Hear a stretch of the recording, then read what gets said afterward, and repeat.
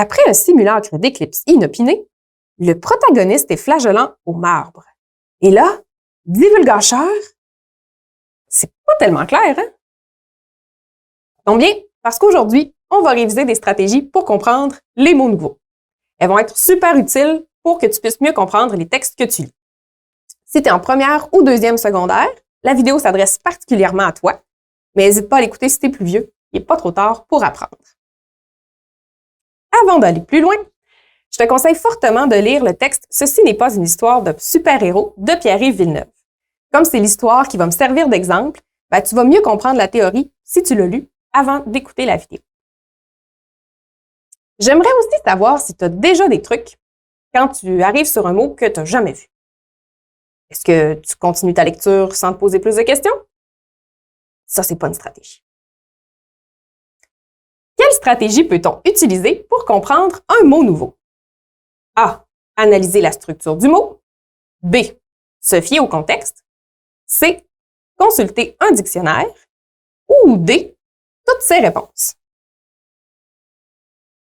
Eh bien, ce sont toutes de bonnes stratégies. On va d'ailleurs les voir ensemble aujourd'hui. Je te les résume très simplement comme ça. Tu peux d'abord chercher des indices dans le mot, autour du mot, ou en dernier recours, dans le dictionnaire. Tu pourrais même combiner les trois stratégies au besoin. On y va avec la première stratégie, soit celle de regarder dans le mot. C'est une stratégie qui va te permettre de ne pas trop briser ton rythme de lecture. Alors, tu peux partir à la recherche d'indices directement dans le mot, soit en essayant de trouver un préfixe que tu connais déjà, un suffixe ou encore un mot de même famille. D'ailleurs, te souviens-tu de ce qu'est un mot de même famille? Vrai ou faux? Des mots de même famille font partie de la même classe de mots. Eh bien, c'est faux. Ce sont plutôt des mots qui sont formés à partir de la même base. On va en voir des exemples tout à l'heure. On va maintenant tester la stratégie dans un premier extrait. Je te montre ce qui se passe dans ma tête quand je tombe sur un mot que je ne connais pas. Ce qui est arrivé ce matin dans le parc n'était pas un accident. Ce n'était pas le fruit du hasard. Tout cela était prévu depuis longtemps. Divulgateur. Bon, divulgateur, je ne connais pas ce mot-là. Je ne sais pas ce que ça veut dire. On va regarder si je peux trouver des indices pour m'aider à comprendre à l'intérieur du mot.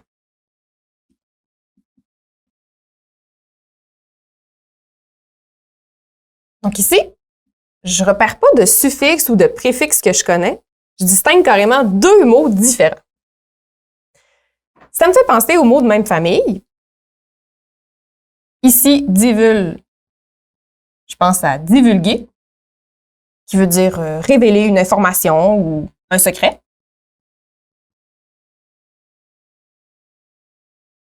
Et quant à gâcheur, je pense au verbe gâcher. Ici, ce mot-là veut carrément dire de ruiner quelque chose. Maintenant, c'est pas tout de trouver un semblant de définition. Encore faut-il voir si ça s'applique dans le contexte. Donc, au moment où on en est dans l'histoire, le narrateur est en train de révéler à Simon qu'il devient un super-héros. Donc, c'est un peu comme s'il avait ruiné la surprise de Simon en lui révélant l'information. Il a donc été un divulgateur. Ça marche dans le contexte. On va maintenant essayer d'appliquer la même stratégie avec un autre mot nouveau. Je te lis le prochain extrait. Bien sûr, je vais monologuer un peu pendant ce temps-là.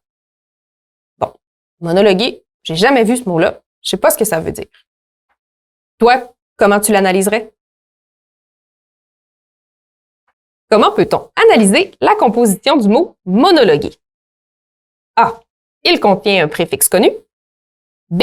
Il contient un suffixe connu. Ou C. Il fait partie d'une famille de mots. La réponse viendra un peu plus tard. Donc, on va maintenant procéder à l'analyse du mot monologuer. Déjà, je repère le préfixe mono. Je sais qu'il signifie seul.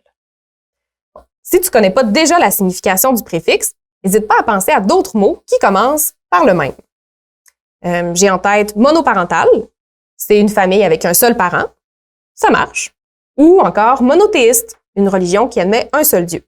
Ça te confirme que ton préfixe signifie bel et bien seul. Alors là, le personnage va faire quelque chose tout seul. Je ne sais pas encore quoi. Je poursuis mon analyse du mot. Loguer. Bon, ici, je pense au mot de même famille, dialoguer. Et ça, ça signifie parler. Avec quelqu'un, normalement. Mais là, le personnage est seul. Il va donc se parler tout seul. C'est logique. C'est pas tout de trouver la définition, hein. Il faut aller voir dans le contexte si ça peut fonctionner. Bien, justement, dans l'extrait, c'est le moment où Simon s'en va à la salle de bain et où l'autre personne doit continuer de se parler toute seule. Ça marche, on a bien trouvé le sens du mot.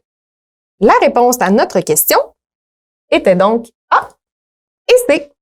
Le mot monologuer contenait un préfixe connu et il fait partie d'une famille de mots qu'on connaît aussi.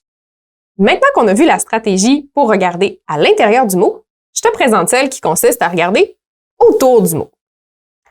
On va d'abord pouvoir relire la phrase même où se trouve le mot. Tu pourrais également lire les phrases qui précèdent ou qui suivent. Le contexte, c'est toujours aidant.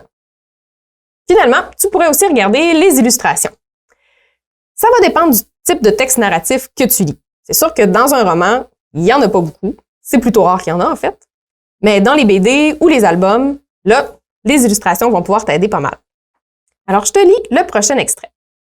Simon sent son pouls s'accélérer et ses jambes lui paraissent flageolantes. Il avale de travers. Flageolante. Là, c'est ce mot-là qui me pose problème. J'ai pas d'indice dans le mot. Je reconnais pas de préfixe, de suffixe ou de mot de même famille. Donc, je vais utiliser ma stratégie autour du mot. Je vais donc relire ce qui précède le mot. Il aperçoit Camille dans les estrades, derrière la clôture de protection. Elle lui fait signe de la main discrètement. Bon, ça peut m'aider. Parce que plus tôt dans le texte, j'ai compris que Simon était amoureux de Camille. Là, elle est présente pendant son match. Ça pourrait le stresser un petit peu. Son pouls s'accélère justement, il commence à être nerveux. Donc là, si ses jambes lui paraissent flageolantes, quand on est nerveux, on tremble, je pense que ça veut dire que ses jambes sont en train de trembler. Et ça a vraiment du sens dans le contexte. J'ai bien fait de relire autour du mot. Je pense que j'ai trouvé la définition. Parfois, après avoir regardé dans le mot et autour du mot, tu parviendras toujours pas à comprendre le sens. C'est à ce moment-là que tu peux consulter un dictionnaire. Avant de te présenter la troisième stratégie, j'aimerais te poser une question à propos de cet ouvrage. Dans le dictionnaire, est-ce que A, la première définition est toujours la meilleure? B, toutes les définitions doivent être lues avant de trouver la bonne? Ou C, aucune de ces réponses? La bonne réponse est C, aucune de ces réponses. En effet, dans le dictionnaire, les définitions ne sont pas classées en ordre de justesse et c'est pas nécessaire de toutes les lire avant de trouver celle qui va convenir au contexte. Je vais maintenant te montrer ma réflexion avec un prochain extrait. Les joueurs changent de position sur le terrain et Simon se retrouve dans le rôle du frappeur.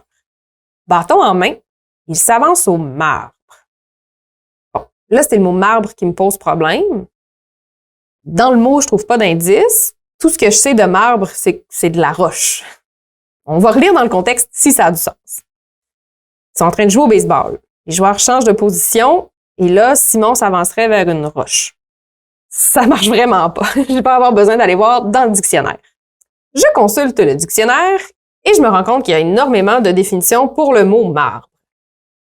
Bon, je repère tout de suite l'indication sport. C'est le contexte où se trouve mon personnage. Ouf, j'aurais pas besoin de lire toutes les définitions. Au baseball, plaque où se place le frappeur et qui sert de repère au lanceur.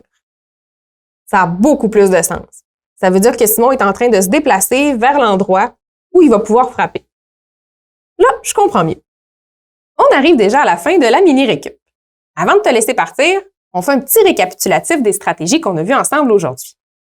Alors, pour mieux comprendre les mots nouveaux, tu peux d'abord regarder dans le mot et chercher un préfixe, un suffixe ou un mot de même famille que tu connais déjà. Ensuite, tu peux regarder autour du mot.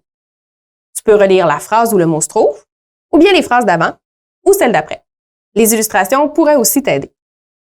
Et troisième stratégie, en dernier recours, le dictionnaire sera là pour t'aider à trouver la bonne définition. Et voilà! On se voit dans une prochaine mini-récup. Bonne lecture!